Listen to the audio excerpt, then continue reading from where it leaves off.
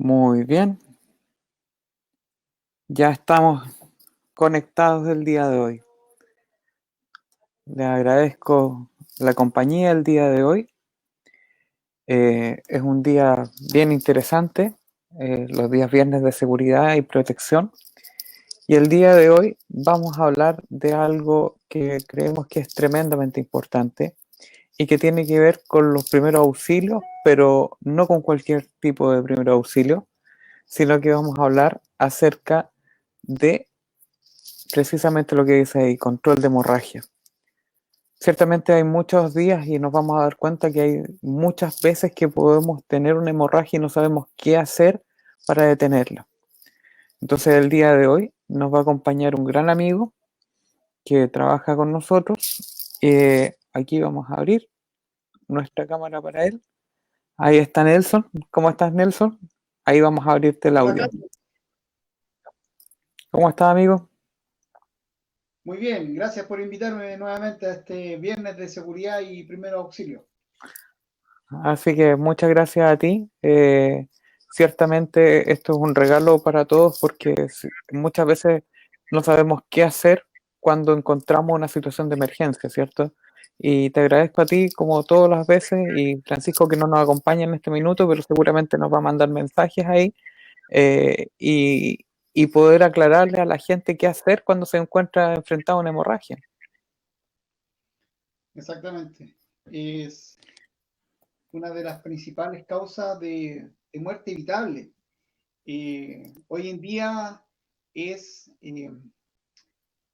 literalmente inaceptable que una persona sufra algún tipo de accidente en el hogar o, o en la vía pública, ¿cierto?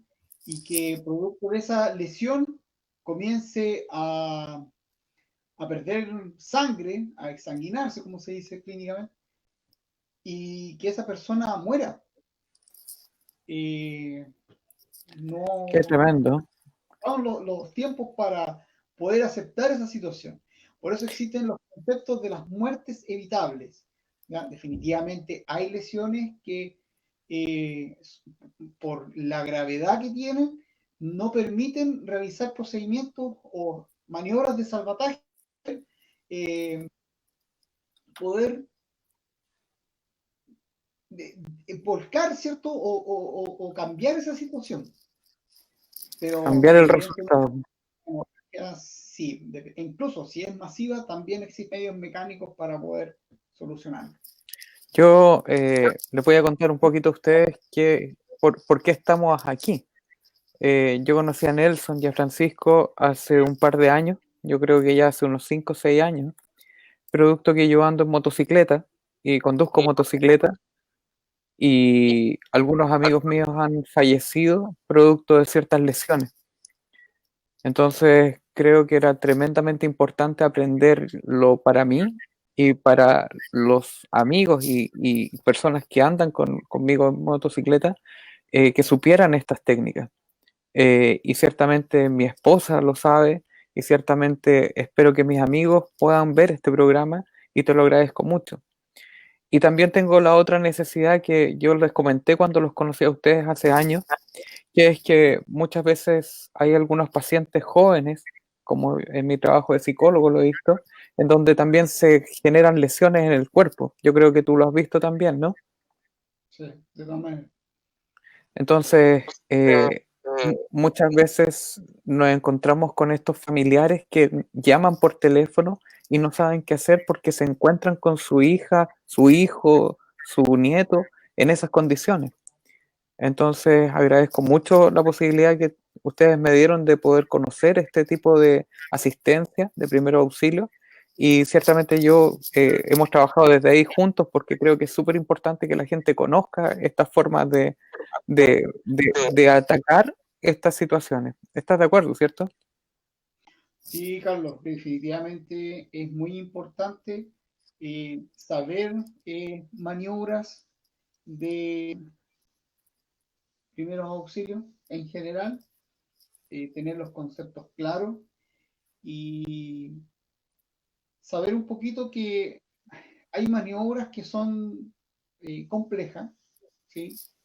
Eh, pero con un poquito de instrucción, de entrenamiento, la persona adquiere estabilidad y lo importante es que en el momento los nervios no te coman. Es Enfocarte así. en la situación de emergencia y decir, yo tengo la capacidad, tengo el conocimiento y por último, eh, que el pánico No me eh, coma. no me coma justamente y tener la posibilidad, ¿cierto?, de dar una primera respuesta. Ciertamente nadie está preparado para, si es que no lo procesa en su cerebro, ver tanta sangre, ¿no? Porque una cosa es cuando nos sale sangre de narices en la casa, pero Claro. ciertamente yo creo que la cantidad de sangre que uno tiene que mentalizar, y eso es lo que ustedes hacen y lo que hacemos a través de los cursos, es preparar a la gente para ver sangre, ¿no? Eso es como yo creo que uno de los primeros escenarios. Sí, sí. Hoy día vamos a ver mucha sangre. Sí, muy bien. Ahora, ciertamente para ustedes, como les mencionamos anteriormente en las clases de primer auxilio, tú eres la ayuda hasta que llegue la ayuda. Conversábamos acerca de las condiciones que está este país a propósito de en cuánto puede llegar una ambulancia y puede ser mucho. Por lo tanto, creo que, como dice aquí, no somos profesionales, pero sí sabemos qué hacer. Ciertamente acá estamos con un profesional de la salud, pero ciertamente él nos va a entregar los conocimientos que nos permitan a nosotros resolver ciertas situaciones. Es así, ¿no? Justamente. Con los años uno va aprendiendo, adquiriendo conceptos nuevos, pero ciertamente cuando una persona está en su casa o que no tiene mayor relación con el área de salud, se ve involucrado en estas situaciones de emergencia, eh, con algún familiar o algo, la verdad es que hay personas que se nublan. eh, Así es. Y hay hay- que, y no saben. ciertamente es tu experiencia la que puede decir eso, pero ciertamente invitamos a los papás a pensar qué hacemos si encontramos a uno de nuestros hijos con algún daño como este, ¿no? Porque ciertamente el color está cambiado para que no afecte a la información, ¿no? Pero ciertamente yo creo que muchos padres han tenido que vivir estas situaciones. Sí, no, Entonces, tengo ujú, unos, unos casos, ejemplos bien y casos bien cercanos, de sobrinos que jugando en el patio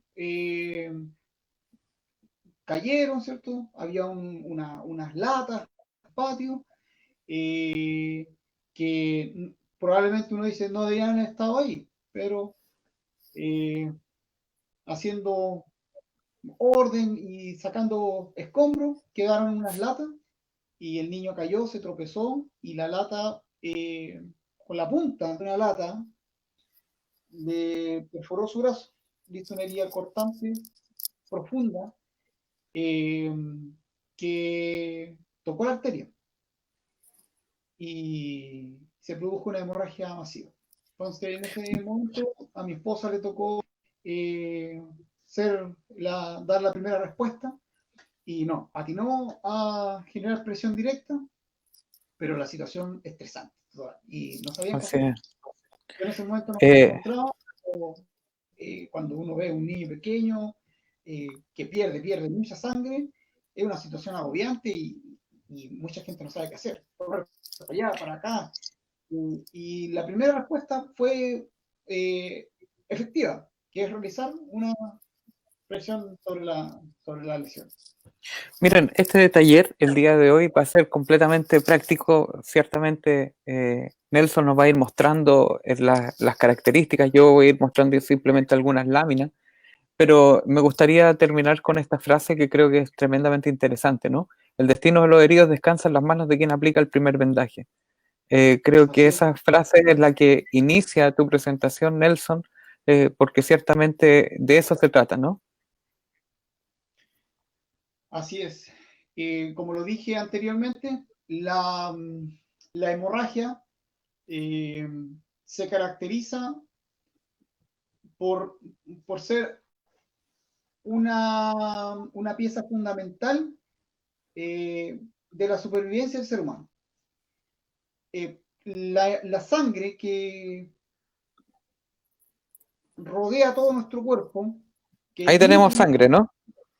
¿sí? Eso es la cantidad de sangre promedio que tiene un ser humano adulto, ¿ya? 5 litros, incluso hasta 6 litros aprox, dependiendo del tamaño, pero nunca va a sobrepasar esa cantidad, entre 5,5, 6 litros de sangre. Y la función de la sangre en el organismo es transportar oxígeno. Y que ese oxígeno que viaja por las células, eh, por los glóbulos rojos, alimenta a las células, alimenta todo lo que es nuestro combustible, por decirlo así. Entonces, cuando se generan lesiones donde se produce pérdida abundante de sangre, ese combustible que hace que el motor se mantenga funcionando, genera una falla, ¿ya? Que también es conocido como shock hipovolémico, ¿ya? ¿Y qué pasa cuando ya Cuando, mostramos esa realidad? ¿Podemos llegar a 2,5 litros de sangre que nos queda en el cuerpo? claro que sí, con una lesión en una de las principales arterias externas que tenemos, que son las arterias femoral o alguna arteria central, Ujú. rápidamente se puede producir esa pérdida de sangre, ¿ya? Más adelante vamos a hablar de los tipos de hemorragia, pero esa pérdida de sangre de 2,5 litros puede ser Ujú. eh, a través de una hemorragia interna o una hemorragia externa.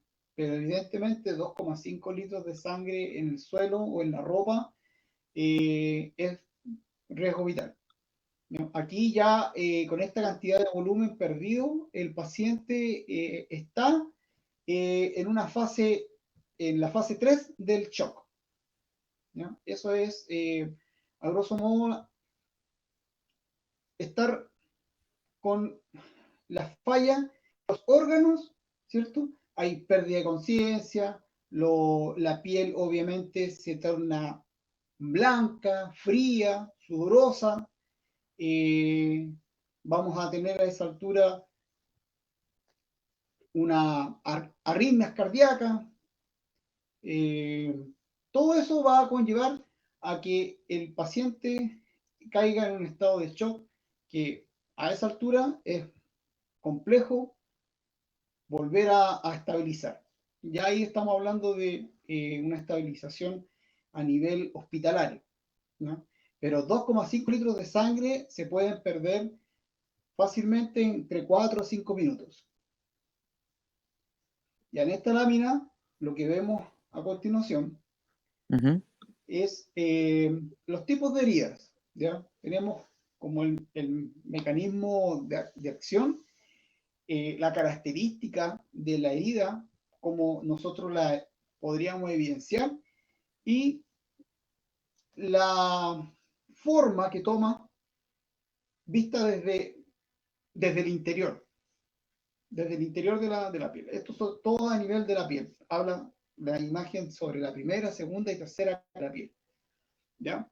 Entonces, dependiendo del tipo de herida, es también cómo se nos produce la hemorragia. Brevemente, en la primera columna tenemos un objeto punzante, ¿ya? Que genera una herida pequeña, pero profunda, y que obviamente puede alcanzar algún órgano vital. La otra columna muestra las heridas cortantes, ¿sí?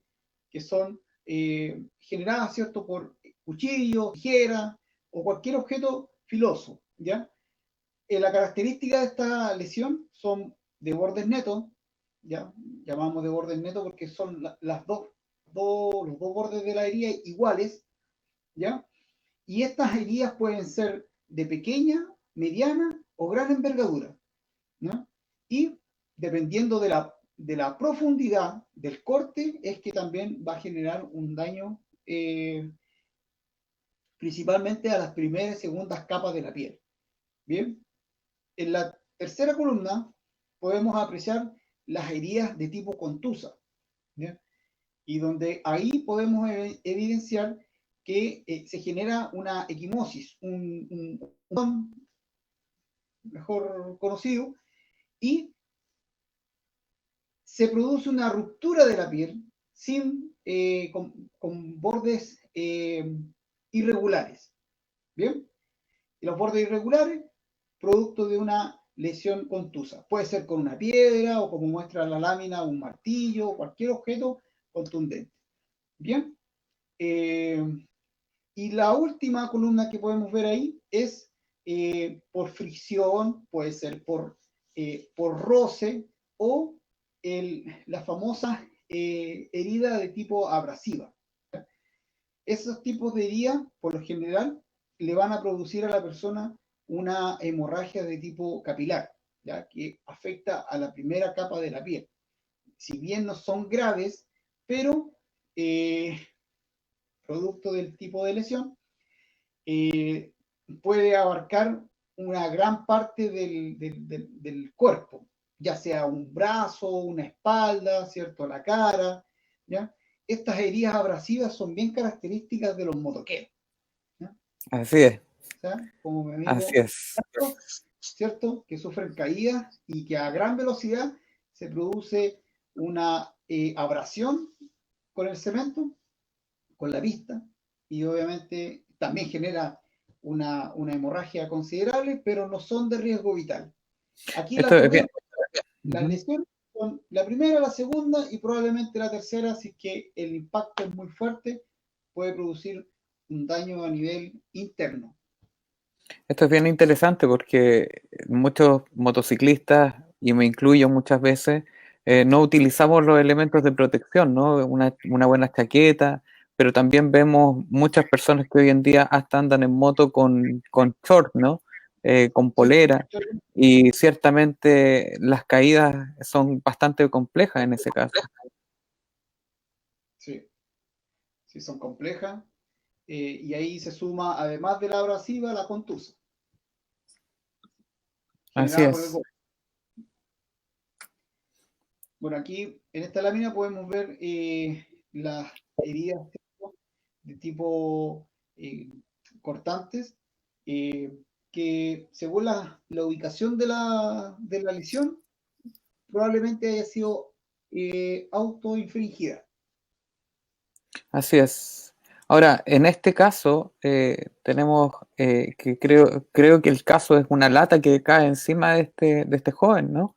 Y mira la dimensión de esta herida, de la Sí, de acá, ¿no? Ahí tenemos, ¿cierto? Ahora, sí, porque la eh, primera es de ujú, una muñeca, ¿cierto? ujú, ujú.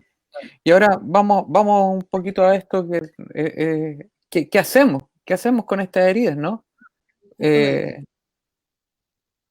Bueno, con respecto a eso, el, el principal eh, la principal maniobra sería realizar una presión directa.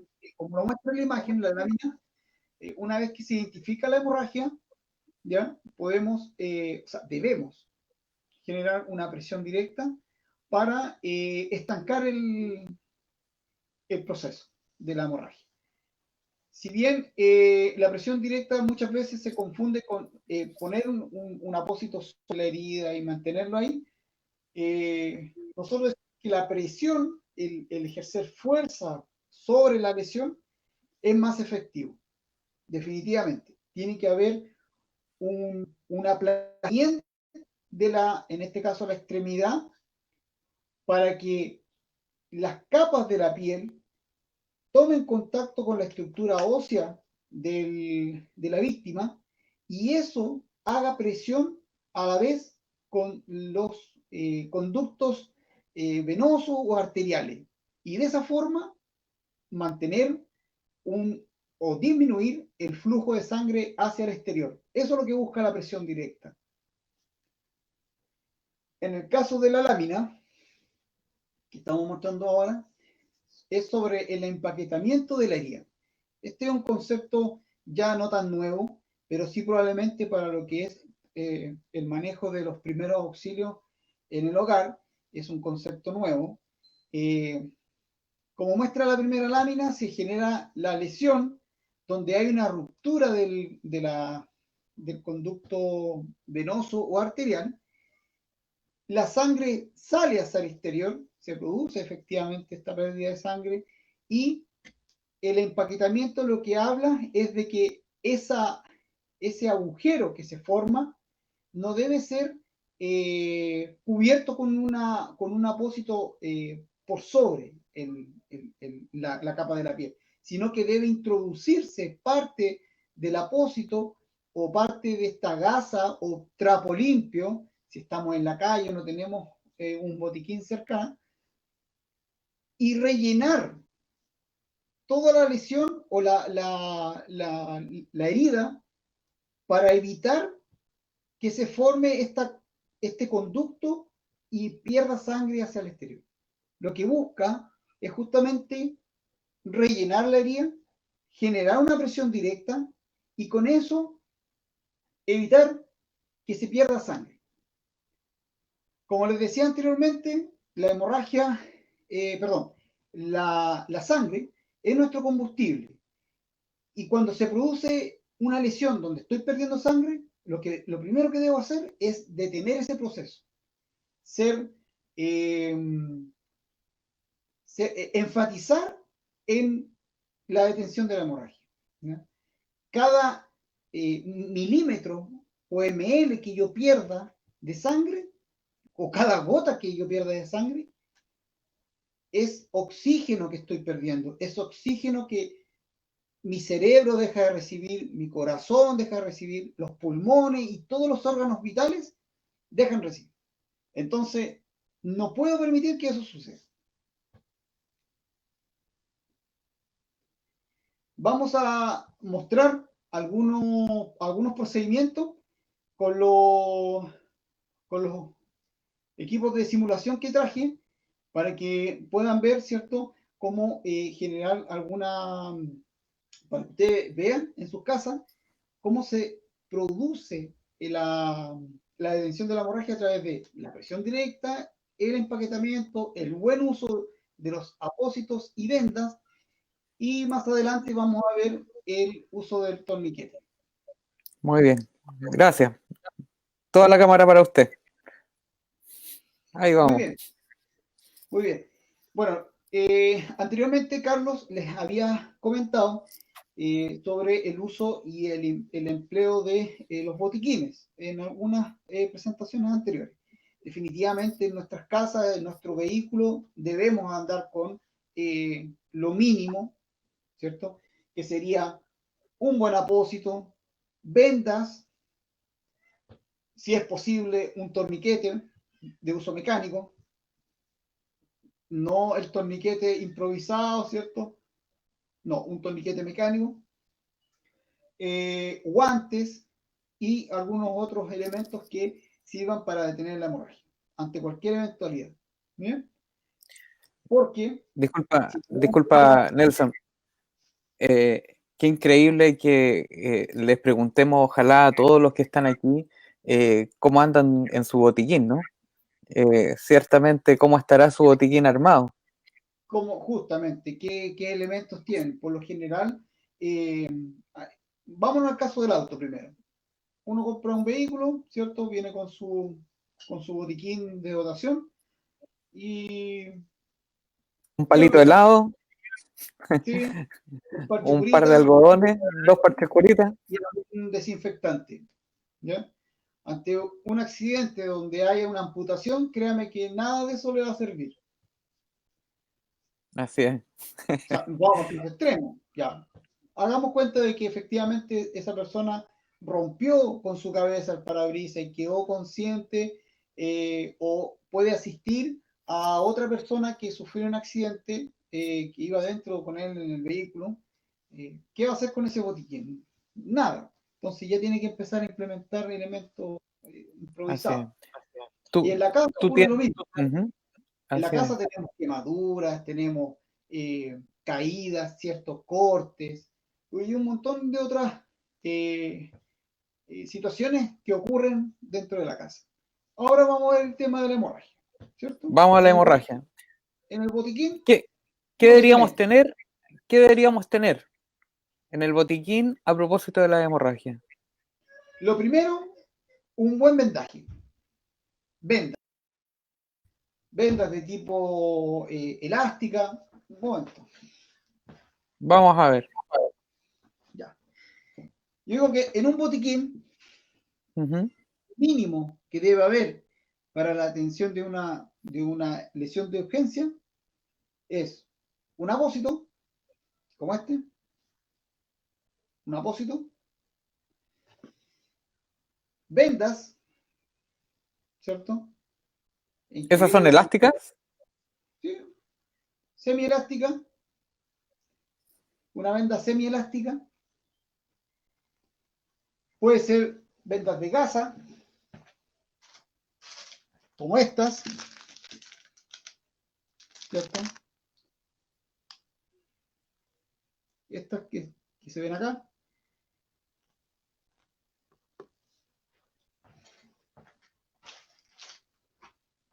Tela adhesiva, ahí, tela adhesiva, un apósito, ¿cierto? Más grande, ¿ya? Que sea de tipo abdominal, como le llamamos nosotros. Fíjense, miren, el tamaño del apósito.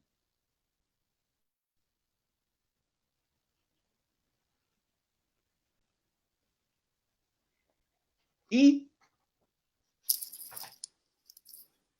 un torniquete. Un torniquete. No salga de su casa sin ellos, ¿no? Exactamente. Que es fácil de transportar, lo puede llevar bueno, a cualquier parte, en un viaje, lo que sea.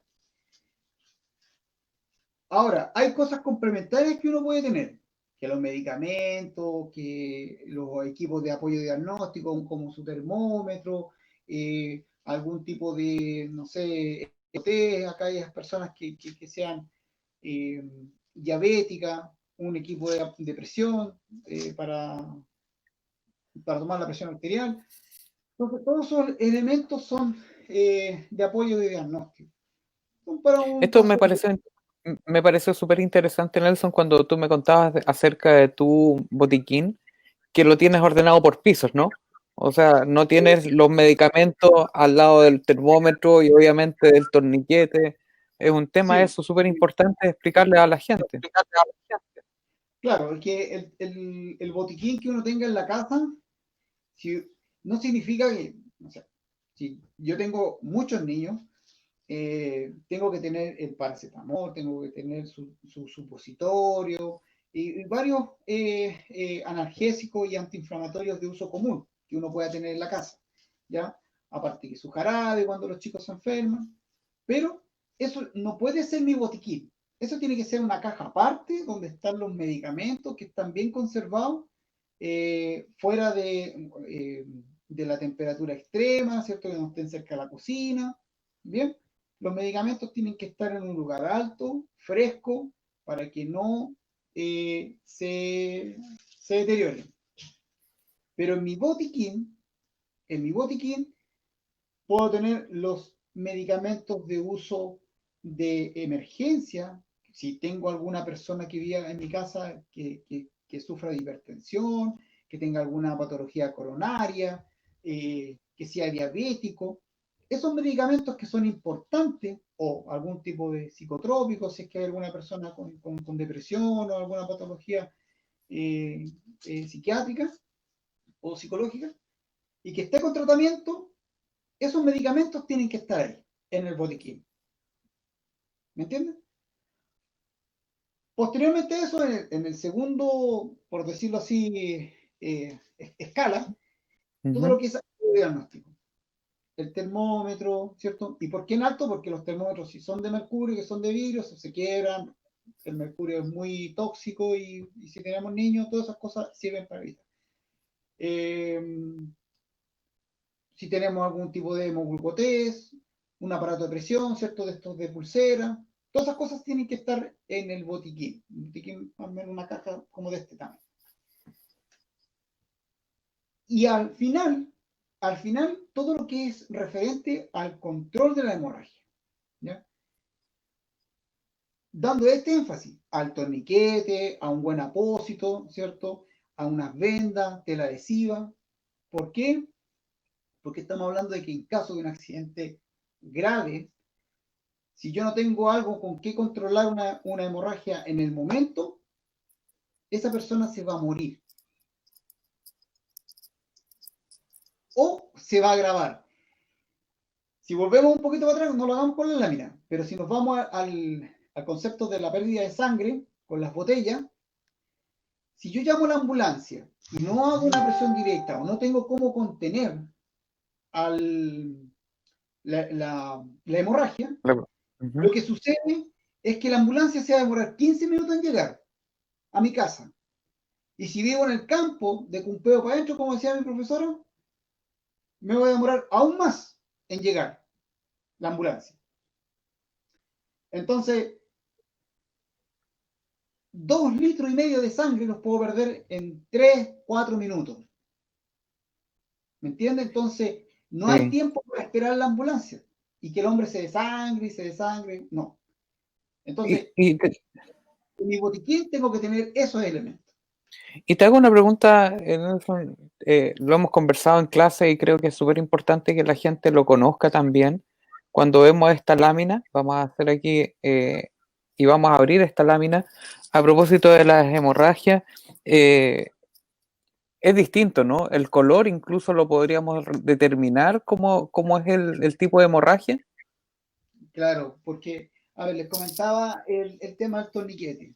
Un torniquete no se puede aplicar en cualquier tipo de hemorragia, entonces también tengo que saber, y esta es una información que le vamos a entregar a los amigos en la casa, que no todas las hemorragias son letales, ¿bien? Y como podemos ver en la lámina, existen 3 tipos de hemorragias externas, ¿bien? Cuando hablo de hemorragia, hablamos de aquellas que son internas y externas. Las externas, que es la que no, como podemos controlar nosotros como con un medio mecánico, son las arteriales, venosas y capilares. Cada una de estas hemorragias tiene su característica, un color distinto, o sea, todas son de color rojo, ¿no? Producto de la concentración de glóbulos rojos, pero la arterial, más que el color, lo que tenemos que identificar es cómo sale hacia el exterior. Bien, la arterial es una hemorragia de flujo intermitente que fluye hacia el exterior a los mismos ritmos del corazón. El corazón late, ¿cierto? Envía esta presión a través de los conductos venosos y arteriales y cuando encuentra un punto de salida, sale hacia el exterior como forma de shock. Es súper fuerte, ¿ya? Obviamente, a medida que va avanzando la hemorragia, ya el flujo ya no es tan intenso, porque el corazón también se empieza a debilitar, porque ya no tiene el combustible que va girando y va retornando oxigenado hacia el corazón. Entonces empieza a producir cuando se produce la lesión es enérgico, pero ya con el tiempo empieza a disminuir. La venosa es un flujo constante, continuo, que no para. Cuando se llega a producir la ruptura de los conductos venosos. Es un rojo un poco más oscuro, es de riesgo, pero no inminente. Esa es la diferencia. La arterial es de riesgo inminente. Si yo no hago presión directa o no la contengo o no detengo definitivamente esa hemorragia, esa persona se va a ver comprometida. La venosa puede pasar un tiempo, más o menos, como entre 10 a 15 minutos, dependiendo de las venas, porque también hay venas que son de grueso calibre, y que va a producir, ¿cierto?, la amenaza a la vida. Y las capilares son aquellas que afectan a la primera capa de la piel y que por lo general no causan un daño o sea, no son de riesgo, pero sí efectivamente si no se cuida, se trata en el momento, se puede generar algún tipo de infección asociada. Y la Eh, infección también va a producir un problema, ¿no? yo, Y Nelson, aquellas personas que les gusta salir al campo, cuando se hacen una herida y es capilar y la dejan ahí, no, porque a la larga se va a infectar y si están en el campo o en un lugar alejado de un centro hospitalario, se le va a producir otro problema asociado a la infección. yo agradezco aquí a los amigos que nos están siguiendo, nos están viendo, y muchos grandes amigos nos están viendo acerca y que conducen motos. Entonces, les cuento que nos hemos dado cuenta que uno de los mayores accidentes en moto es que cuando se produce el impacto, ciertamente el cuerpo aparece eyectado, ¿no? Y con el manubrio nos pasamos a llevar ciertos tipos de arterias en las piernas. ¿Nos podrías contar, Nelson, cuánto tiempo tú crees que tenemos si hay una hemorragia en alguna arteria de las piernas? Bueno, la principal arteria que tenemos en el muslo, ¿cierto? Es la arteria femoral Ujú. y definitivamente ahí el tiempo es muy reducido. Si se produce una hemorragia arterial de la femoral, eh, no tienen más allá de 2 minutos. O sea, Así es de rápido, ¿no? sí, sí. Por eso, por Dos eso minutos ciertamente esto es están tan activos. importante. Claro. No, definitivamente el uso del torniquete para ese tipo de hemorragias es la única forma viable para detener definitivamente la hemorragia, ¿ya? Que es lo que nosotros decimos, buscamos que se detenga ese proceso, independiente de la lesión, de la herida que quede, lo que buscamos es cerrar la llave. Ese es el concepto, cerrar la Perfecto, llave, que no pierda ni una gota más de sangre. perfecto. Yo te puedo pedir que nos vayas comentando entonces y enseñando qué hacemos con una hemorragia. Tal vez tú tienes las herramientas ahí, ¿no? ¿Verdad? Los- Sí, así trato que, por favor, de te dejo y lo aquí vamos a hacer en bien gráfico, pantalla para la gente que completa. no está viendo cosa, lo vamos a hacer bien gráfico, así que por favor, si están viendo con niños o hay personas que son un poquito sensibles a las explicaciones gráficas, eh, les pido su comprensión, ¿ya? Pero es distinto cuando uno lo dice, lo habla, lo comenta, a verlo y cómo se podría ver una hemorragia, ¿ok? Nelson, pero no te cortes esta vez. Por favor, no te cortes. No te cortes, por favor.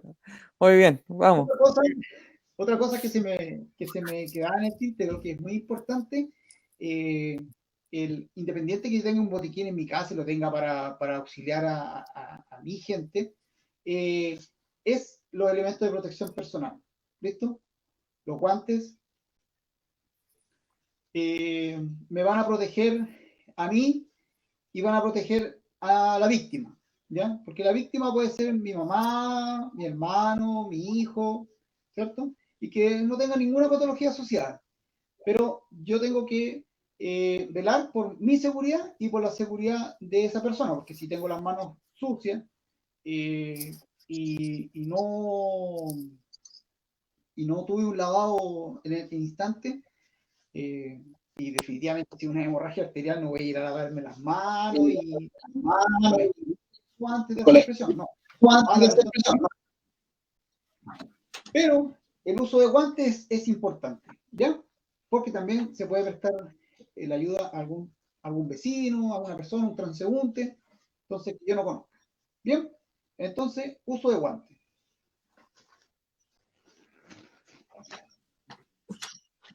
Guantes de látex, ¿cierto? O nitrilo de tipo desechable para protegerme las manos. Entonces lo incorporo en mi botiquín. ¿Cómo se vería una hemorragia capilar, amigo Carlos?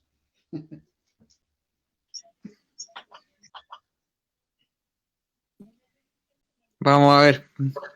Oh, Por ejemplo, acá. empezaste a cortar.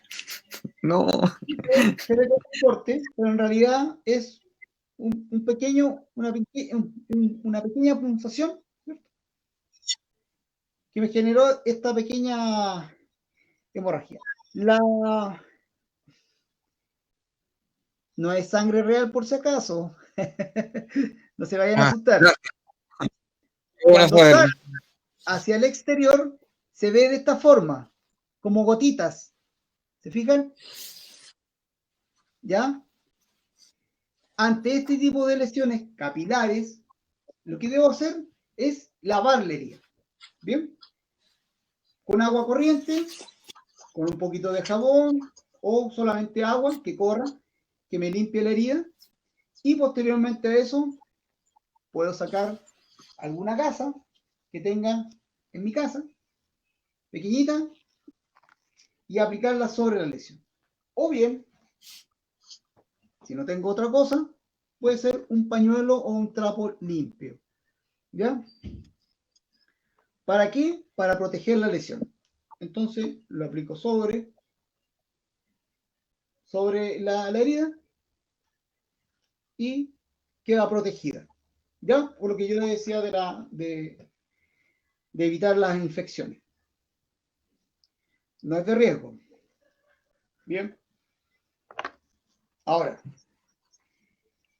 trabajando y haciendo cualquier tipo de ejercicio, se me produce una hemorragia de tipo venosa. La hemorragia venosa se vería como esto. ¿Lo pueden ver? Sí. Ya. ¿Escuchas? Así. Es una hemorragia que sale hacia el exterior. Voy a tratar de mostrar aquí. Eso. ¿Se fijan? Una lesión que produce esta hemorragia que fluye en forma constante y no se detiene. Para este tipo de hemorragias, lo que debo hacer es colocar un apósito, ¿bien? Un apósito por sobre la lesión. Cubrir, hacer una presión en la zona y aplicar algún tipo de vendaje.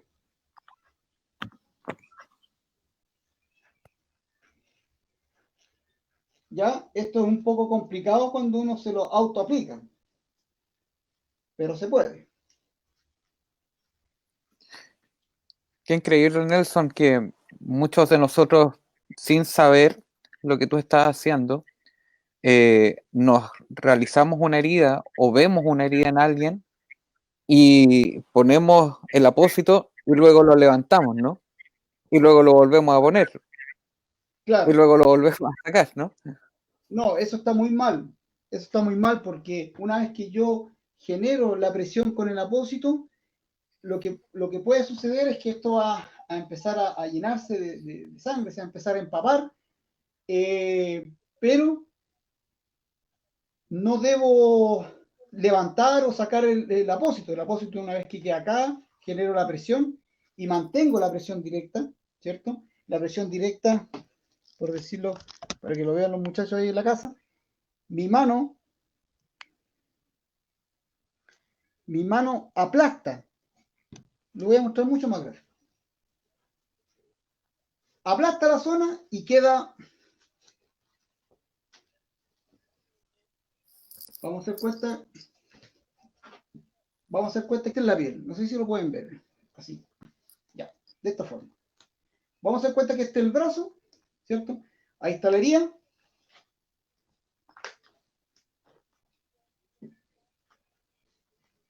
¿La pueden ver? Ahí está la hemorragia. Ahí se ve. Así es como sale, fluye hacia el exterior. ¿Ok? Y de esta manera yo voy a generar presión. Y voy a apretar. Mientras yo presiono, va a disminuir el flujo de sangre, por lo que le explicaba, que se aprietan los conductos venosos o arteriales y se evita, así, evito de que siga fluyendo la sangre hacia el exterior. hasta que llegue el primer vendaje o el apósito que les mencionaba anteriormente. Llega el apósito, estoy haciendo presión directa, controlando esa hemorragia, que no salga más, pero aprieto fuerte, muchachos. No pongo mi mano encima para no ver la sangre, no, aprieto fuerte, ¿cierto? Para controlar la hemorragia. Una vez que llega el apósito, va encima y mantengo la presión. ¿Cierto? De esta manera, yo voy a evitar de que esa persona siga perdiendo sangre. Si el apósito se empapa de sangre, se llena completamente, se empieza a empapar, debo de poner otro encima. Bien, si no tengo más apósito, algún paño limpio, un pañuelo puede ser, ¿cierto? Que abulte y que mantenga, ¿cierto? Presionado. Y una vez que tengo... Y ahí, disculpa, dime. esto es tan importante, no cambiar entonces el apósito por otro limpio, sino que ponerlo sobre el otro, ¿no? Se pone sobre y evitamos de que esto siga generando mayor hemorragia. Bien, esto es en caso de alguna lesión, como algún tipo de herida cortante, profunda, pero que no abarque una envergadura muy amplia. ¿Sí? Presión directa. Esta es la forma de generar presión directa. Bien. Primero, como muestra la imagen, va la mano, pongo el apósito encima y genero más presión. ¿Ok? De esta manera.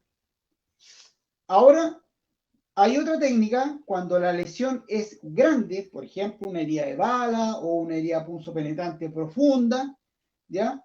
Donde debo de ocupar el espacio que generó esa lesión para empaquetarla. Eso es diferente. Vamos a ir a este mismo tipo de lesión. Vamos a hacer cuenta, esta es una herida cortante, pero no es superficial, es profunda. ¿Ya? Si yo puedo ver, ¿cierto?, que es una herida profunda. Si todo este espacio que quedó abierto no es rellenado, la hemorragia no va a ceder nunca. ¿Ya? O generando presión directa, sí, probablemente se detenga, pero si es profunda y además tocó una arteria, no va a dejar de sangrar hacia el exterior. Entonces ahí yo realizo una técnica que se llama empaquetamiento, ¿ya? Y la vamos a mostrar con este simulador de una herida cortante y después con una herida punzante, penetrante, profunda. ¿Bien? ¿Lo pueden ver bien? Sí, se ve bien. Vamos a tener una lesión. Podemos ver, ¿cierto?, que fluye la sangre hacia el exterior. ¿Lo ven? Sí, ¿Bien? se ve bien. Se ve bien, perfecto. Vamos a aplicarle un poquito más. Chocolate, chocolate. Vamos a simular la herida sangrante. ¿Bien? Arterial. ¿Qué vamos a hacer para esta maniobra? Vamos a tomar nuestra gasa, una gasa normal. Voy a identificarla y voy a buscar el punto sangrante. Voy a buscar esa arteria que está cortada y que no para de sangrar. Uso de guantes, tomo la gasa, la enrollo un poquito y la introduzco dentro de la herida. Obviamente esto va a generar mucho dolor y debo de explicarle a la víctima o al paciente de que este procedimiento le va a doler, pero le va a salvar la vida. Una vez que identifico y hago presión sobre el punto arterial, voy a empezar a empaquetar. Introduzco el resto de gasa dentro de la lesión, lo que permitirá de que se llene de sangre la gasa, se forme rápidamente un coágulo y evite de que siga perdiendo sangre mi paciente. ¿Se entiende? Con el lo dejo sobre la herida y antes de poner cualquier venda voy a aplicar un segundo apósito por sobre la lesión. Separación directa alrededor de unos 6 minutos intensamente, sin soltar la mano para ver cómo está. No, voy a mantener la presión y no voy a dejar de apretar durante 6 minutos. Una vez que esté listo, voy a sacar mis vendas, la pongo sobre el apósito y comienzo a fijar ese apósito sobre la lesión y cada gire mi venda, le voy a dar una extensión para que genere una presión adicional. Más presión. Y nunca dejo de presionar. ¿Se fijan? Aquí voy poniendo la venda. Voy cubriendo toda la lesión. Y mantengo la presión por toda la herida. Y la cubro. Obviamente, ya activé los servicios de emergencias médicas, llamé, pedí la ambulancia para que transportar a esa persona a un servicio de urgencia. Si tengo vehículo, no lo sé y me lo llevo a la urgencia. Si no tengo tela adhesiva, por eso la incluyo en el botiquín, pero si no lo tengo, cuando llegue al final de la venda, le voy a hacer un nudo. Un nudo, como este. Voy a tomar un extremo, así, un extremo de la venda y el nudo lo voy a pasar por dentro. Y ahí va a quedar enganchado. ¿Quedó bien? Perfecto. Ahora, existen vendajes compresivos que son de uso militar, inicialmente de uso militar, que después se empezaron a incluir en los servicios de urgencia y que hoy en día están disponibles para la compra de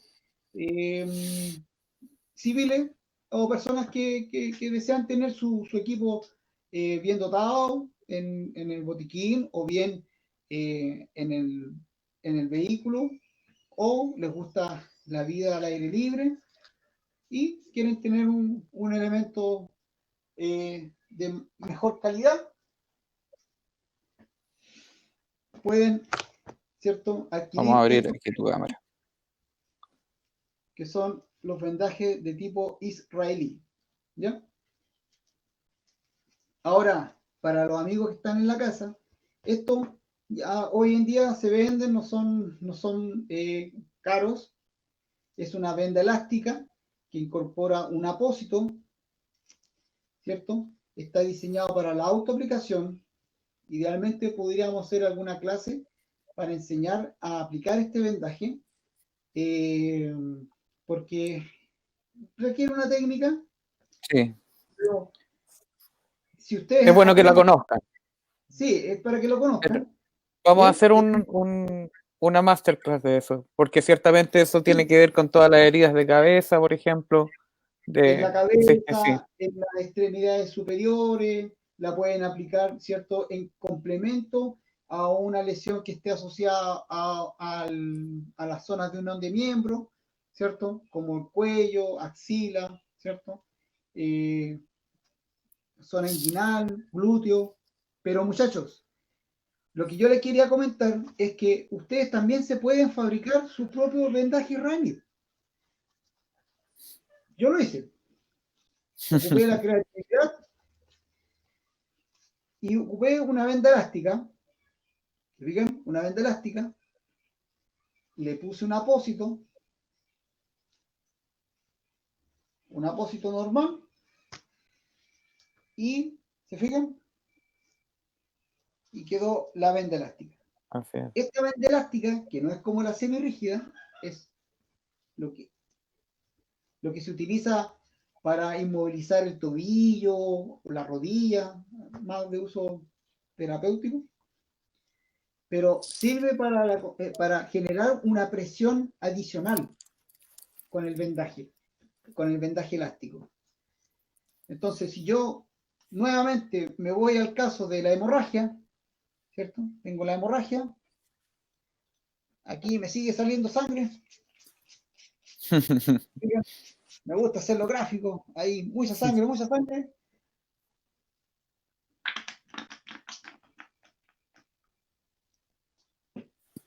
¿Qué es lo que voy a hacer? Voy a aplicar mi apósito, un pañuelo, lo que tenga, en el lugar y genero la presión directa. Y puedo ocupar perfectamente mi apósito improvisado.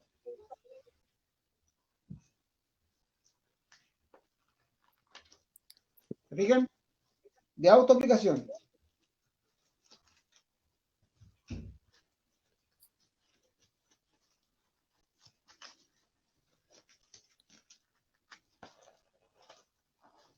La única diferencia que nos faltaría ahí son los clamps del vendaje original, ¿verdad? Pero con esa fuerza Sí, que lo estás haciendo, exactamente. ciertamente hay un cambio. Pero recuerden, el nudo, se hace el nudo en el extremo y lo pueden colocar automáticamente ya al final del recorrido, ahí, y queda su nudo perfectamente fijo y ya con eso genero la primera presión. Nelson, Dígame. hay aquí una persona que, bueno, nos han hecho bastantes preguntas que las vamos a ir resolviendo durante lo que nos queda de la masterclass, pero hay una que es la típicamente que yo creo que te hacen a ti, y es lo típico que encontramos en las casas. ¿Se debe aplicar alcohol o alguna solución desinfectante? Sí, pero cuando son hemorragias capilares. Yo lo que sugiero es de que un tipo de hemorragia de ese tipo, que por lo general ocurre con objetos rombo o fierro, cosas así que pueden estar en el exterior, que están asociadas a una futura infección, se lave. Se lave bien la herida, se puede aplicar algún tipo de antiséptico y cubrirla. ¿Ya? Pero en el caso de las hemorragias que son de riesgo vital, como las arteriales, y en este caso una hemorragia venosa probablemente se haya prolongado en el tiempo, hablemos de 10 minutos aprox, y ya la persona va a estar con compromiso leve de conciencia. Eh, no es la primera opción, ni la segunda ni la tercera, aplicar algún tipo de antiséptico. ¿Bien? Perfecto. Ahí lo que importa, muchachos, es detener la hemorragia, cerrar la llave, evitar de que perdamos oxígeno, que es nuestro sustento corporal y orgánico. Eso hay que dar énfasis, a detener, no permitir que se pierda ni una gota.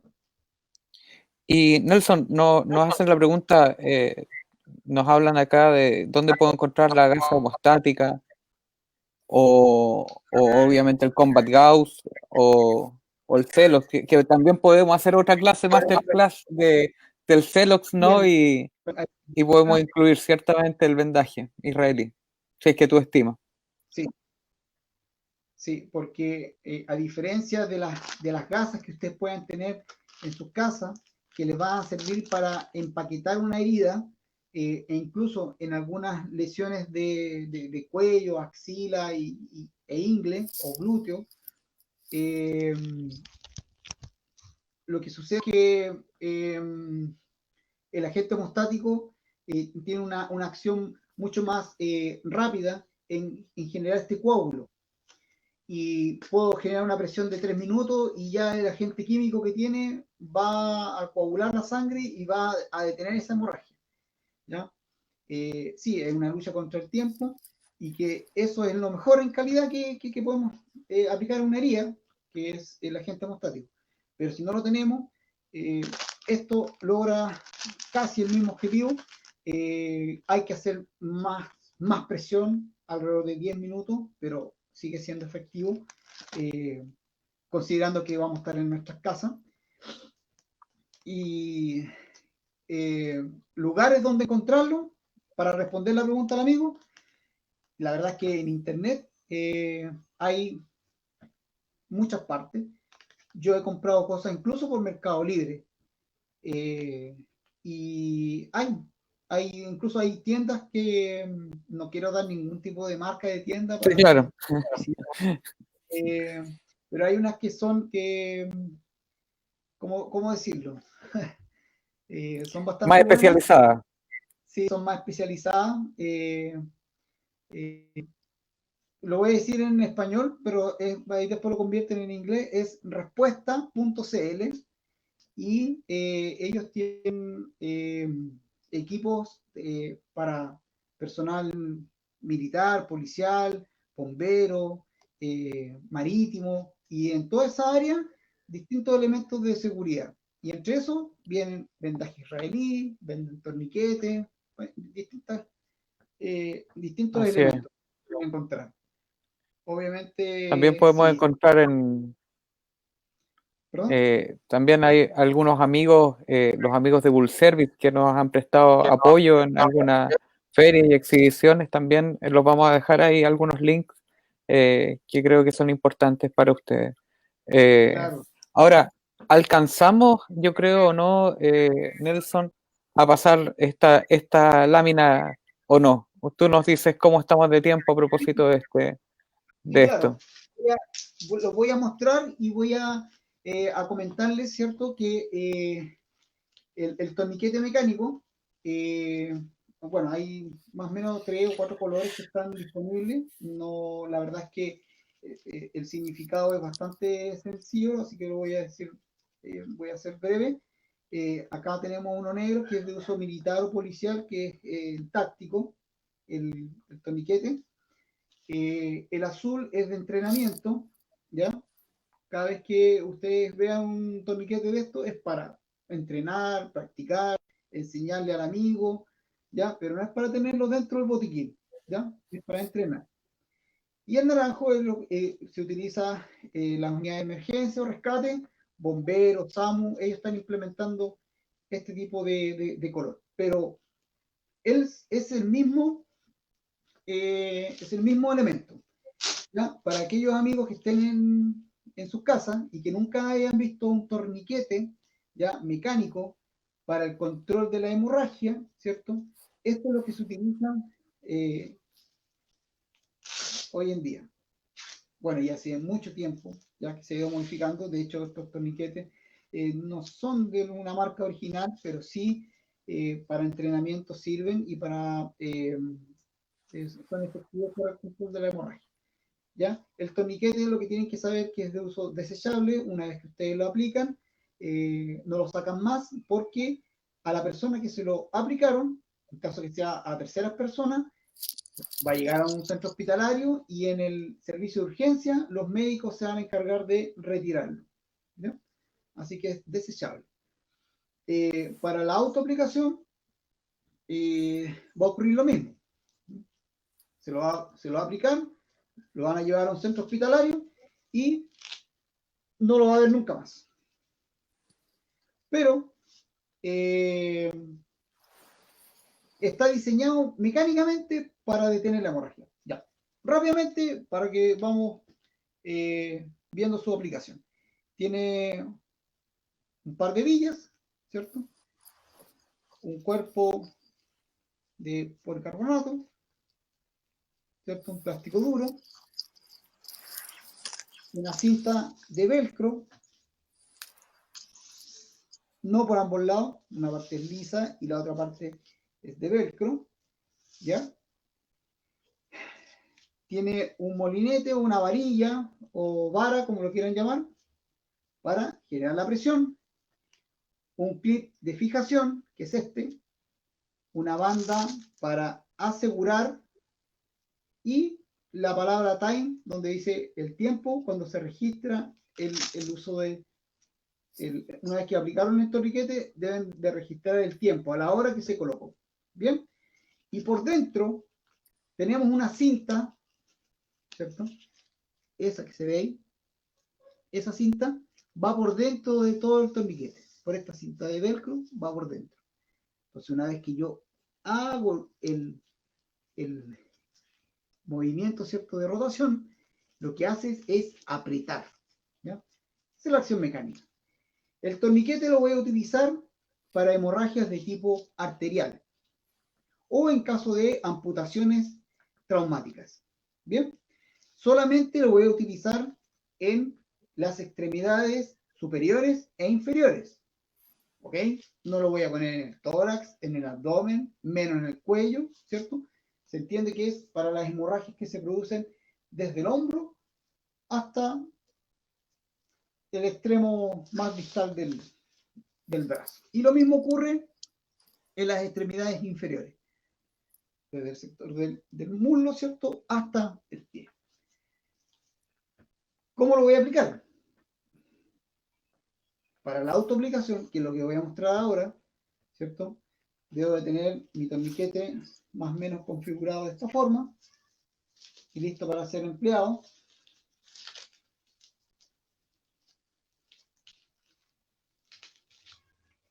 Así, para no perder tiempo en el momento que tenga que utilizarlo. Bien. Voy a pasar el brazo, ¿cierto?, y lo voy a aplicar de esta forma. Ahora, la literatura dice que debo de aplicarlo a 4 dedos del lugar de la lesión. Bien. Pero también es cierto de que las arterias, cuando se ven dañadas, se produce un retroceso de estas. Entonces es importante, si no puedo identificar la lesión, porque esa persona está con mucha ropa o es de noche y me dificulta identificar la hemorragia, no puedo perder tiempo en tratar de ubicarla y poner 4 dedos para después poner el torniquete por sobre la lesión. Entonces, ¿qué es lo que hago? Me voy a la segura y me voy lo más arriba posible para generar la presión del torniquete. Entonces, tiro con fuerza, lo dejo fijo,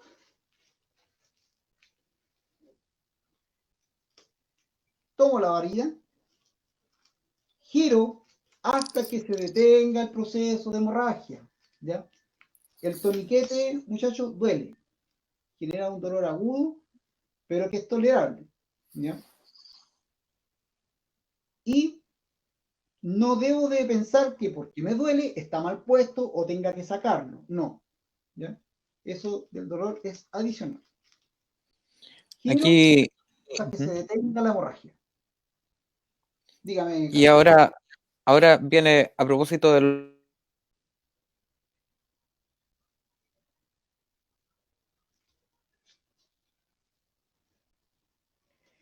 No, no lo escucho bien, pero en caso de, en caso, ah, ¿me escuchas? Bueno, no sé si Carlos me está escuchando, pero en realidad lo que hago acá, para terminar la explicación, giro y lo dejo fijo en el clip. ¿Qué hago con el sobrante? El sobrante del velcro lo paso por entre medio del clip, una vuelta, vuelvo a colocarlo ¿cierto? Y cuando ya está fijo, saco mi velcro que marca el tiempo y lo dejo fijo. De esa forma. ¿Ok? Perfecto. Vamos a ir tomando las preguntas de ustedes. Y aquí dice, ¿cómo atender, cómo enfrentar psicológicamente el nervio de atender una emergencia que requiera torniquete, que se ve que se desangra, se ve tan sangrienta y compleja? Es un tremendo tema. Le agradezco a quien nos hace esta pregunta, porque ciertamente para eso debemos practicar y debemos saber qué hacer. El cerebro, cuando no sabe qué hacer, normalmente queda en blanco y se bloquea. Por lo tanto, siempre cuando realizamos estos talleres nosotros preparamos a las personas y las ponemos bajo presión. Esto es algo muy importante porque preparar al cerebro significa estar preparado, y ciertamente significa poner mucha presión en el entrenamiento, y ese entrenamiento se llama force on force. Por lo tanto, esta persona está preparada psicológicamente porque entra en una parte como sistema automático del cerebro cuando ya está preparado para realizar ese procedimiento. Tenemos algunas fotos que ciertamente preparamos a la gente y lo vemos muchas veces y entregamos estos 4 o 5 pasos normalmente para que las personas estudien estos 4 o 5 pasos y lo recuerden una y otra vez, una y otra vez. Entonces, ciertamente la persona entrena, pero la persona también tiene que estar preparada psicológicamente para respirar profundo, como les mencionó Nelson en algún minuto, y estar claro en lo que tiene que hacer. Cada uno de nosotros debe ser capaz, y esta es la invitación, por mientras que se nos conecta Nelson, en tener uno de estos torniquetes. Y no solamente tenerlo, sino que saber aplicarlo. Y a los amigos que andamos en moto, es algo tremendamente importante no andar con uno, porque la pregunta es si es que nos caemos 2 personas en la moto, ¿a quién vamos a elegir salvar? Si es que tenemos uno solamente de estos. Entonces, la invitación, por mientras que se conecta Nelson, es que esperamos que ustedes les haga algún sentido y compren de estos elementos que no son en lo absoluto caros para el uso que se pueden dar. Entonces, aquí vamos a ver si nos podemos conectar con Nelson. Hay otra pregunta que nos hizo Miguel, y que ciertamente le vamos a hacer también la pregunta a Nelson, que Rodrigo le contestó, que dijo que si servía o no ahí está llegando, que si servía el cinturón de los motociclistas, ciertamente, ¿no? Así que Nelson, ¿cómo estás? Bien. Vamos Qué bueno nuevamente. que comentaron el tema de los cinturones. ¿Ya? Sí. Eh, ¿Te acuerdas? Disculpa, Nelson, ¿te acuerdas que la primera vez que nos conocimos te mostré este mismo cinturón e hicimos el ejercicio? Porque ciertamente aquí nos dicen que sirve, pero ciertamente eh, depende del cinturón, ¿no? Este cuero es bastante grueso, así que cuéntanos, por favor, a propósito de esto y a propósito del torniquete. Sigue la clase.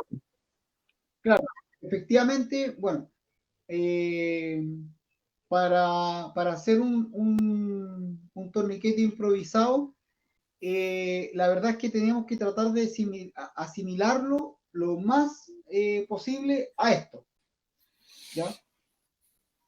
Un cinturón, si no tengo nada más, y obviamente tengo que aplicar uno de circunstancia, eh, lo que yo le digo a mis alumnos o a mis instruidos es que un torniquete de circunstancia tiene que ser lo más parecido a esto. Empezando por el espesor. El diámetro que pueda tener tiene que ser rígido, que no puede ser elástico, ¿ya? Tiene que ser rígido, ¿bien?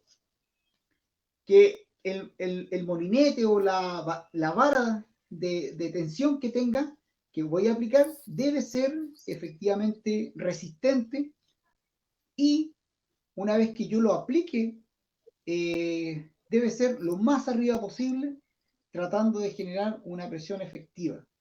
¿ya? Sobre la arteria. ¿Ya? Lo que busca el torniquete es generar esta presión del músculo sobre la arteria contra el hueso. Y con eso evitar de que el flujo de sangre siga saliendo hacia el exterior. Entonces, ¿hay medios improvisados? Sí. ¿Son efectivos? No en un 100%, como esto. Por eso cuando hablamos de asegurar la supervivencia, lo mejor en control de hemorragia es un torniquete, independiente de la marca que sea, porque no es nuestro tema hablar de las marcas, pero sí efectivamente hay unos que son de mejor calidad, de mejor diseño, más innovadores, pero uno improvisado nos ayudaría a lograr el objetivo, que es disminuir el flujo de sangre, que además lo puedo complementar con el uso del empaquetamiento de la herida, con la presión directa y el uso de apósitos compresivos y vendajes compresivos. ¿Ya? Entonces, Ahora, ese cúmulo de cosas va a generar un buen resultado. perfecto, Nelson. Ahora, nos hacen otra pregunta acá que dice, ¿el alcohol, aquí está, el alcohol en la sangre influye que sea más difícil de tener una hemorragia? Por ejemplo, si una persona ha bebido alcohol, me imagino, esa es la pregunta. En caso de que la persona ingiera mucho alcohol, Ujú. ah, ¿Podría eh, influir? bueno, en realidad la coagulación de la sangre siempre está asociada a un buen funcionamiento del sistema inmune. Entonces, cuando consumimos en exceso alcohol u otro tipo de droga, evidentemente se ve afectado nuestro sistema inmunológico de una u otra forma. Entonces, claro, pero a lo mejor la persona no consume droga, pero puede tener alguna patología tipo coronaria, cardíaca, consuma anticoagulantes como, eh, no sé, que eviten, eh, o sea, que efectivamente se produzca la coagulación de la sangre y al momento de sufrir una hemorragia, esa persona se le va a dificultar el control de esta. ¿Ya? Pero a través de los medios mecánicos sí, sí se logra.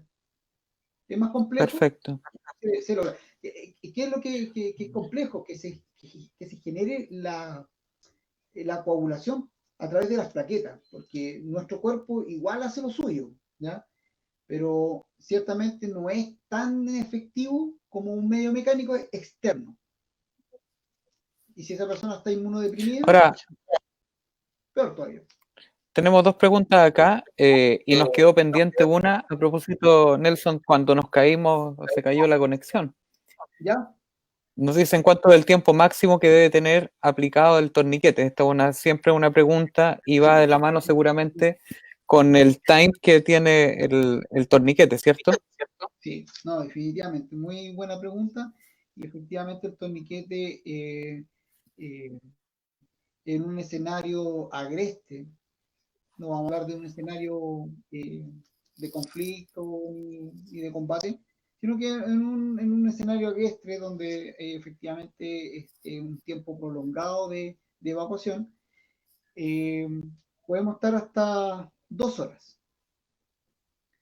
Hasta 2 horas el torniquete puede estar aplicado en una extremidad con evidencia científica, ¿cierto? De que no va a producir ningún tipo de daño asociado a un daño isquémico eh, por el estilo. 2 horas. Y esto, Y eso, Nelson, es como lo típico que nos encontramos en las capacitaciones, es que nos preguntan si lo tenemos que soltar y después volver a poner y después soltar y volver a poner, ¿cierto? bueno, efectivamente, todos esos mitos que se generaron producto del mal uso del torniquete improvisado generaron este estigma del torniquete. ¿Ya? Pero no, el torniquete no se suelta. Una vez que tú lo aplicas, no se suelta más y se debe mantener. Eh, fijo, donde, de hecho, si el control de la hemorragia no es efectivo con el uso de un torniquete, hay que dar un segundo torniquete.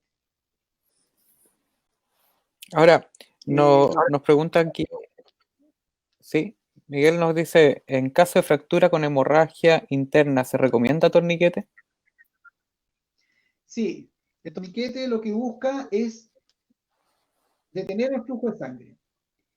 Podemos tener varias lesiones asociadas, como por ejemplo, la que dijo el amigo, fracturas, podemos tener quemaduras, ¿cierto? En una extremidad que esté además asociada a una hemorragia, pero el torniquete se aplica perfectamente, ¿ya? No interfiere la otra lesión, porque es secundaria, ¿ya?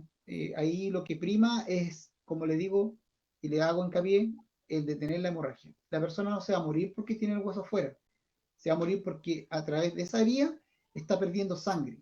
Y la sangre lleva oxígeno al resto de los órganos vitales, nuestro cerebro, el corazón, los pulmones, como lo expliqué anteriormente. Entonces, eso es lo que nosotros tenemos que mantener, que la sangre quede circulando y que nos mantenga funcionando este motor interno. Perfecto. Y en esta pregunta que nos hacen desde Argentina, un gran amigo de Argentina, nos dice, buenas noches, cuando la herida es superficial, amplia, pero no venosa ni arterial, ¿qué diferencia podemos encontrar a simple vista? Hay heridas que son muy, muy grandes, pero que, como dice el amigo, puede producir daño en la primera, segunda capa de la piel, ¿ya? Y no afectar directamente a una vena o una arteria. Pero sí va a haber mucha sangre, pero de tipo capilar. En esos casos, igual es importante, pero a lo que yo le mencioné, a la prevención de la infección.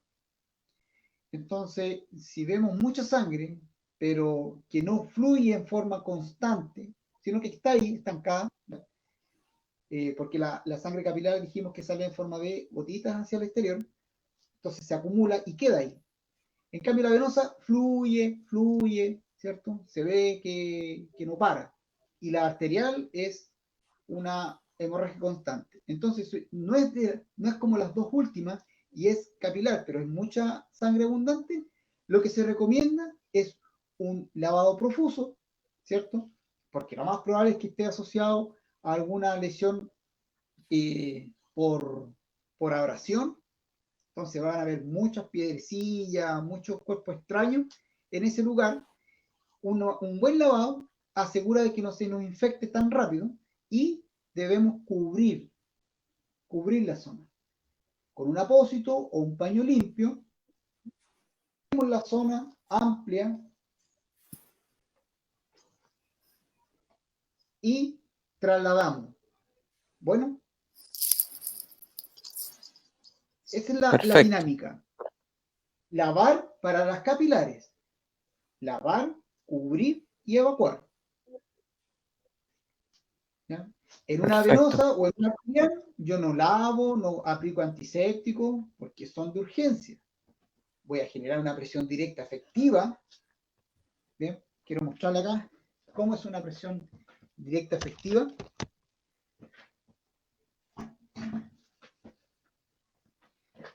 Aquí, si lo ven, vamos a dar cuenta que este es así, es una herida, ¿ya? Y la presión directa debe generar que efectivamente se aplaste el músculo y tome contacto con el hueso. Que la arteria que está en medio sea aplastada por el músculo y toma contacto con el hueso. Y eso impide el flujo de sangre hacia el exterior, pero tiene que ser una presión efectiva. ¿Ya? Tengo que ver, ¿cierto? No es poner la mano encima, no es apretar un poquito, es presionar. ¿Pueden ver la diferencia? Sí, claro. Tengo la lesión, pongo la mano encima, sigue saliendo sangre. no pasa nada. Aquí aprieto un poco, la persona me va a decir que le duele, sí, efectivamente le duele, pero la presión directa tengo que generar tengo que literalmente tocar el hueso.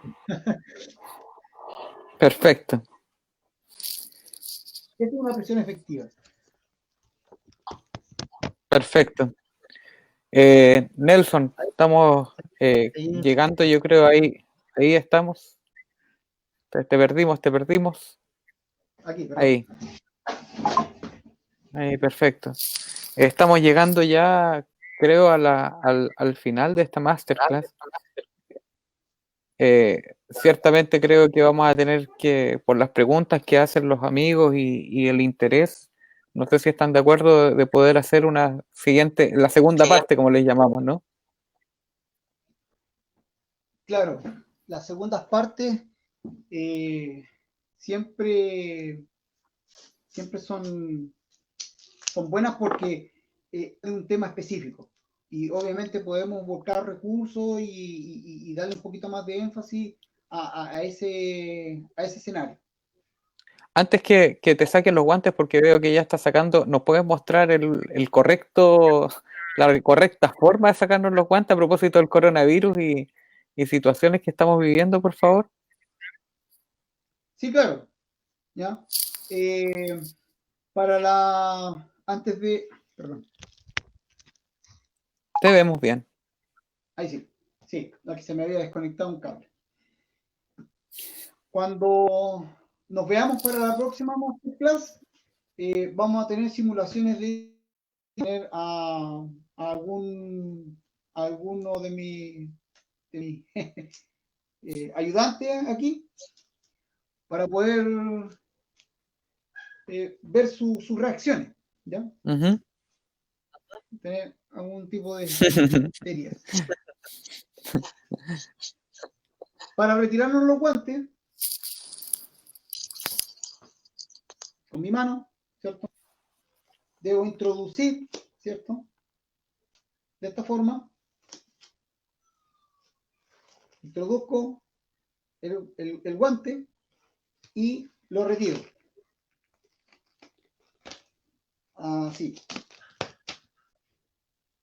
Y luego, con mi mano, ahí sí, mi mano limpia, tomo de la punta, de esta forma, y por dentro saco de esta forma. Ahí. Y ahí Perfecto, los puedo desechar. Retiro todo y saco. Y ahí ya se desechan los guantes. perfecto. Yo te Antes, agradezco. Ujú. antes de retirarme, solamente quiero eh, hacer un breve repaso. Por favor. Control de energía, netamente, o sea, principalmente presión directa. Bien, si no tengo nada más, el hecho de mantener la presión directa y pedirle a alguien que llame a la ambulancia o que pida ayuda o que traiga un botiquín, ¿cierto? Me va a permitir disminuir el flujo de sangre hacia el exterior. Solamente con esta acción mecánica, presionar y mantener una presión efectiva y firme, sin temor. Cuando llegue el apósito, pongo el apósito encima, si no es una herida muy grande que requiera ser empaquetada por la profundidad o porque es cerca del cuello o en el sector de los pliegues, la ingle. Si es poner el apósito, es empaquetar, mantener la presión. Luego de mantener la presión, llega la venda, pongo una venda, hago presión y con eso puedo evacuar al, a la víctima, al paciente. ¿Ya? Son situaciones de muertes evitables, una hemorragia arterial. ¿Sí? Que no nos pase que veamos cómo eh, una persona se desangra en la calle. No, esa persona no debería morir, desangrar en la calle. Sí, Si tiene la posibilidad de sí. evitar, Y Y precisamente cada uno de los que está aquí tiene una responsabilidad el día de hoy porque ha aprendido nuevos conocimientos. Ciertamente este curso es un poquito más largo, pero te agradezco el tiempo y que podamos hacer una segunda, eh, una sesión 2. Creo que le vendría muy bien a todos. Así que te lo agradezco mucho.